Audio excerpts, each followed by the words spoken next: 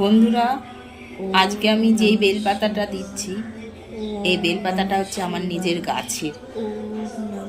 এই গাছের এই বেলপাতাটা ফার্স্ট আজকে আমি দিলাম। এই গাছটার এই বেলপাতাটা হচ্ছে নার্সারি থেকে আনা। আমার বোনের বোন গিয়ে আমার জন্য স্পেশালি নিয়ে এসছে। আমার খুব ইচ্ছা ছিল একটা বেল গাছের, যে থেকে নিজের গাছের থেকে আমি বেলপাতা পেরে পুজো দেবো ঠাকুরকে। সেজন্য ওরা আমার জন্য এই স্পেশাল গাছটা নিয়ে এসছে। আমার মানে জন্মদিনে যা যা গিফট পেয়েছি তার মধ্যে থেকে এইটাই আমার হচ্ছে সবচেয়ে বেস্ট গিফট ছিল।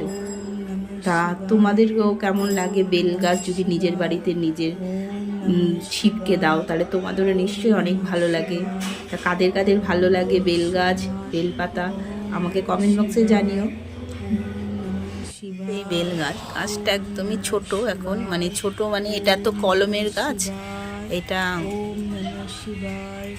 কবে বেল হবে কোনো জানি না, কিন্তু বেল পাতা এইটার থেকে দেওয়া যাবে, সেই জন্য এই গাছটা আমার আনা।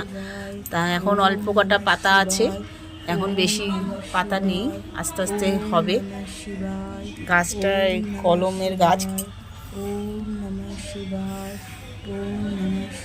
আর আমার এটা খুব প্রিয় একটা গাছ। আমি প্রতিদিন শিবের মাথায় একটা করে বেল পাতা দিই। নিজের বাড়ির গাছের থাকলে তো খুব ভালো।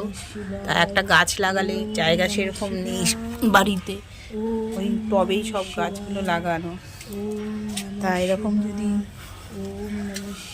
টবেই হয় তাহলে তো খুব ভালো হয়, সেজন্য এই গাছটা আমার লাগানো।